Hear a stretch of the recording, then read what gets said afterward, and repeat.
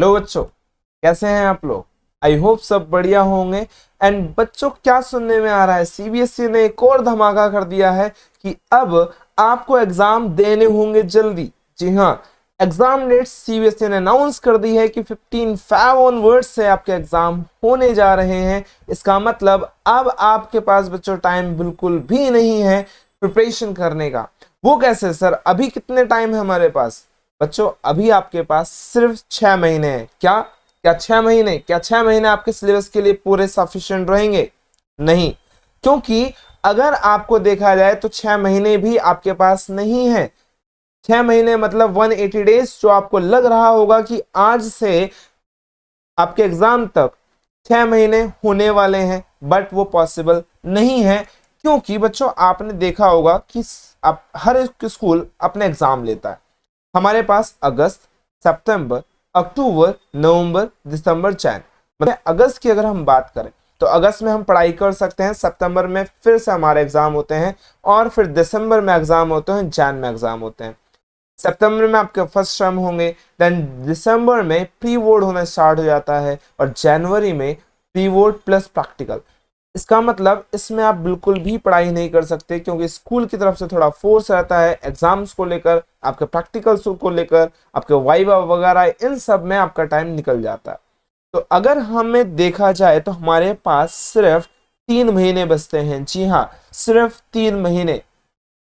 अगस्त अगर हम लेकर चलते हैं, अक्टूबर अगर हम लेकर चलते हैं, नवंबर अगर हम लेकर चलते हैं, तो 3 महीने हमारे पास बचते हैं। मतलब कहने का है कि 90 डेज। अब 90 दिनों में हमें कितने सब्जेक्ट्स करने होंगे?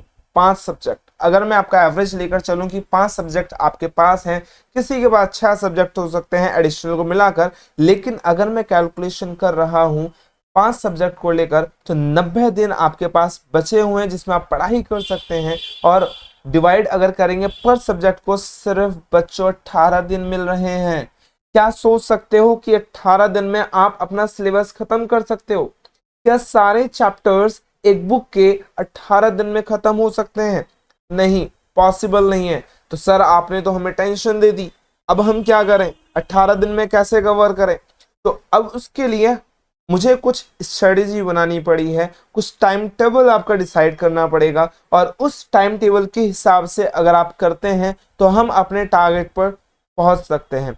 हमारा टारगेट 90 प्लस रहता है हर साल, तो उसी के लिए हमें वर्क करना है, उसी के लिए हमें टाइम टेबल बनाना है। तो आपके लिए बच्चों, मैंने एक टाइम टेबल लेकर आया हूं। अगर आप उसको फॉलो करते हैं तो विद इन 3 मंथ्स में आप अपना सिलेबस को कवर कर सकते हैं। सर, वो टाइम टेबल क्या है? जस्ट सी कि आपके पास स्कूल जाने का टाइम होता है, ट्यूशन जाना होता है, और सेल्फ स्टडी करनी होती है। तो अगर मैं आपको मान के चलूं कि मंडे टू फ्राइडे, अगर आप चलते हैं कि मंडे टू फ्राइडे में आपको स्कूल जाना होता है, ट्यूशन जाने होते हैं, और सेल्फ स्टडी भी करनी होती है, तो इसका मतलब 5 दिन यानी 5 डे अगर मैं लेकर चलूं तो आपके पास ये सारा टाइम बचेगा।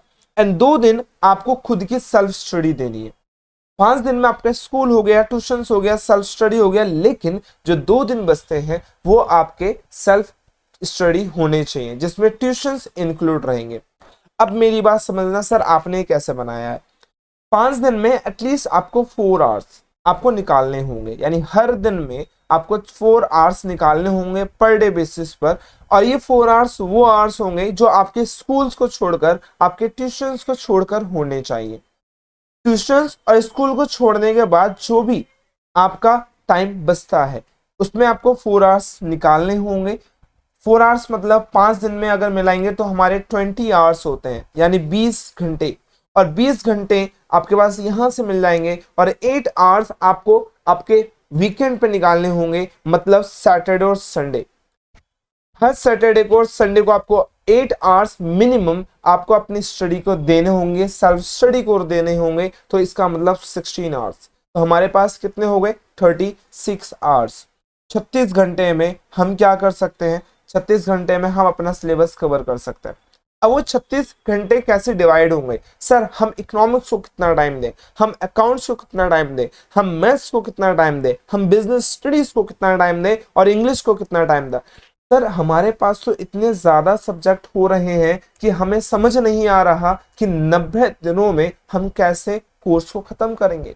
तो उसके लिए बेटा आपको क्या करना है, मैं एक 1 वीक का टारगेट बना रहा हूं कि इंग्लिश के लिए आपको 3 से 4 घंटे देने हैं सेल्फ स्टडी के। मतलब पूरे वीक में 3 से 4 घंटे अगर आप इंग्लिश को देते हैं तो आपका इंग्लिश कवर हो सकता है। इकोनॉमिक्स की अगर बात करूं, थियोरेटिकल सब्जेक्ट है, 8 to 9 आवर्स आपको देने पड़ेंगे, क्योंकि इकोनॉमिक्स में इस बार क्वेश्चन डिफरेंट तरीके से आ सकते हैं। डिफरेंट तरीके मतलब या तो आपके केस स्टडी आएगी, कुछ क्वेश्चन एमसीक्यूज हो सकते हैं, कुछ क्वेश्चन डायरेक्ट हो सकते हैं। तो अभी आपको इसमें पढ़ना पड़ेगा क्योंकि कुछ सिलेबस में चेंज भी हो सकता है। एंड अकाउंटेंसी अगर बात करूं तो प्रैक्टिकल सब्जेक्ट है, और प्रैक्टिकल सब्जेक्ट आपको मांगता है प्रैक्टिस। इसका मतलब 8 से 10 घंटे आपको यहाँ पर देने होंगे। और फिर आ जाता है हमारा मैथ्स, और मैथ्स में 10 से 12 घंटे आप पूरे वीक में देंगे, और बिजनेस स्टडीज के एटलीस्ट 6 to 7, क्योंकि ये थियोरेटिकल सब्जेक्ट है, स्टडी सब्जेक्ट है, तो 6 से 7 आवर्स अगर आप देते हैं तो आप अपना कोर्स को खत्म कर सकते हैं। तो बिना किसी देरी के आप इस टाइम टेबल को फॉलो कर सकते हैं, और आप मिनिमम 35 to 40 आवर्स एक वीक में आपको निकालने हैं। अब बात करते हैं एग्जाम पैटर्न्स की। सर एग्जाम में पैटर्न्स कैसे आएगा, एग्जाम का पैटर्न कैसे होगा? तो कुछ क्वेश्चंस हमारे रहेंगे रिमेंबरिंग एंड अंडरस्टैंडिंग। इस बेस पर जैसे हमने पढ़ा और हमने पढ़ने के बाद आंसर्स दे दिए, मतलब कुछ रीडेबल होगा, कुछ लर्न करने वाला होगा, और हमने वो पढ़ के कोई भी बच्चा उसको दे सकता है। ऐसे क्वेश्चन 55% होंगे। कुछ चीजें होगी कि आपने जो टॉपिक पढ़ा है, आपने जो कॉन्सेप्ट पढ़ा है, उसको वो अप्लाई करना पड़ेगा, और ऐसे क्वेश्चन 23.75% मतलब 24% रहने वाले हैं। तो ये वो बच्चा कर सकता है जिसने डीप में उन टॉपिक्स को पढ़ा होगा। और अगर मैं बात करूं एनालाइजिंग, इवैल्यूएटिंग एंड क्रिएटिंग की, तो ये क्वेश्चंस कुछ ऐसे होंगे जिसमें ये सिर्फ क्रीमी बच्चा कर सकता है।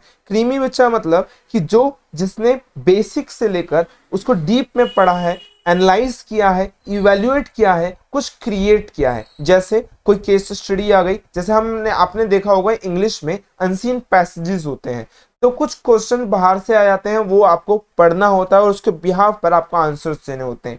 सेम इकोनॉमिक्स में अगर मैं बात करूं इकोनॉमिक्स सब्जेक्ट की, तो कोई भी केस स्टडी उठा ली और उस केस स्टडी में आपको कॉन्सेप्ट लगाना होगा, एंड देन फिर आपको अपने आंसर्स देने होंगे, अपने वर्ड्स में देने होंगे। तो ये सिर्फ वही बच्चा कर सकता है जिस बच्चे ने उस टॉपिक को बहुत डीपली पढ़ा होगा। तो ऐसे टॉपिक 22% आने वाले हैं आपके एग्जाम में, और मिलाकर आपका एग्जाम 100% का बनेगा। तो बिना किसी देरी के आप अपने प्रिपरेशन स्टार्ट कर दीजिए, क्योंकि अब आपके पास बिल्कुल भी टाइम नहीं बचा है।